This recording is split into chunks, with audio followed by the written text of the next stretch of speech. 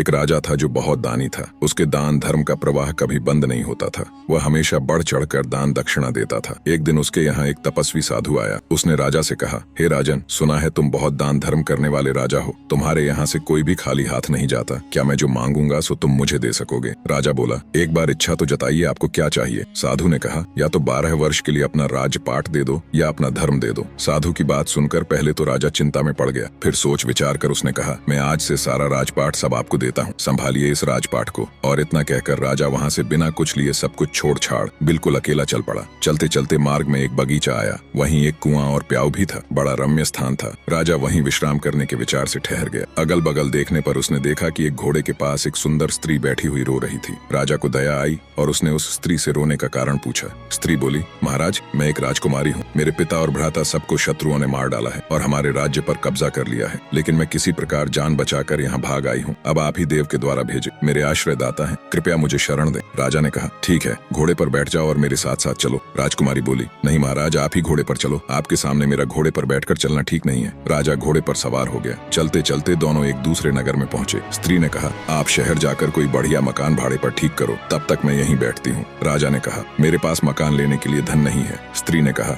महाराज, रुपयों पैसों की आवश्यकता हो तो मेरे पास से ले जाइए। ये कहकर उसने 10 सोने के सिक्के राजा को थमा दिए। राजा ने भी शहर में मकान खरीद लिया और राजकुमारी को लेकर उसी मकान में गया। फिर बाजार जाकर भोजन सामग्री ले आया। राजकुमारी ने भोजन तैयार किया और राजा से भोजन करने को कहा। राजा ने कहा, अरे आप भी तो भोजन करो। उसने कहा, नहीं महाराज, पहले आप भोजन कर लें, आपके बाद मैं खा लूंगी। राजा ने भोजन किया। स्त्री ने भी किया। दूसरे दिन उस स्त्री ने कहा, राजन, आपको अधिक कष्ट होता है, काम करने में क्यों ना हम एक नौकर रख लें? राजा, मेरे पास नौकर रखने के लिए धन नहीं है। स्त्री ने कहा, राजन, आप असमंजस में ना पड़िए। मैं औरत जात ना हुई होती तो स्वयं इन कामों को कर लाती, आपको कहने भी नहीं जाती। रुपए पैसों की आपको जब भी आवश्यकता पड़े आप हमसे निसंकोच मांग लिया कीजिए। फिर उसने राजा को पैसे दिए और राजा एक नौकर बुला लाया। कुछ दिनों के बाद उस स्त्री ने कहा, राजन, मन बहलाने के लिए कभी कभी यहाँ के राजा की कचहरी में चले जाया करो और वहाँ की कुछ बातें सुन लिया करो। अब राजा रोज कचहरी जाने लगा। उस नगर का राजा यह समझकर कि यह मेरे मंत्रियों में से किसी का संबंधी होगा, उससे कुछ नहीं पूछता। इधर मंत्री लोग उसकी आकृति राजा के समान देखकर राज संबंधी जानकर कुछ न बोलते।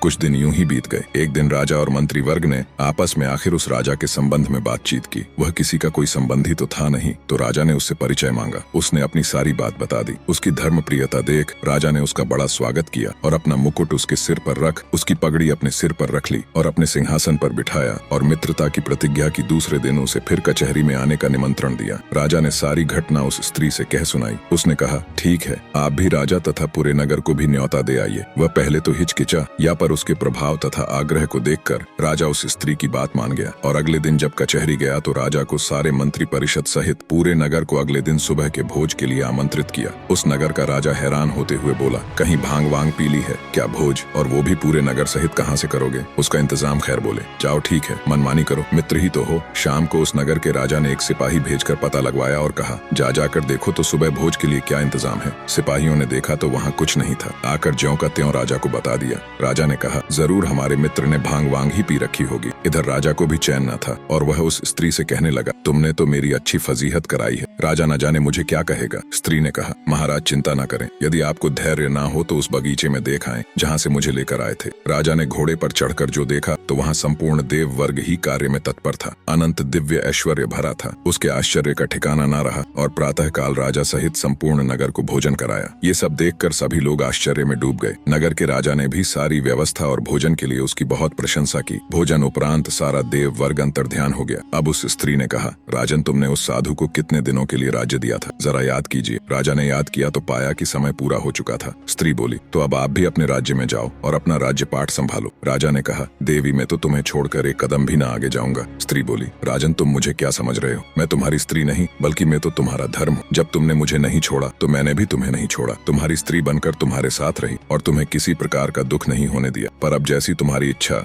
निष्कर्ष धर्म के प्रति निष्ठा ही जीवन की वास्तविक सफलता और सुख का मार्ग है। धर्म का पालन करने वाला व्यक्ति चाहे किसी भी परिस्थिति में हो, वह कभी पराजित नहीं होता। धर्म से व्यक्ति न केवल भौतिक सफलता प्राप्त करता है बल्कि जीवन की गहराई और सत्य को भी समझता है। धर्म के बिना जीवन अधूरा और अराजक हो सकता है, लेकिन धर्म के साथ व्यक्ति हर चुनौती को पार कर सकता है। वीडियो को एक शेयर करके इसे अन्य लोगों तक जरूर पहुंचाएं।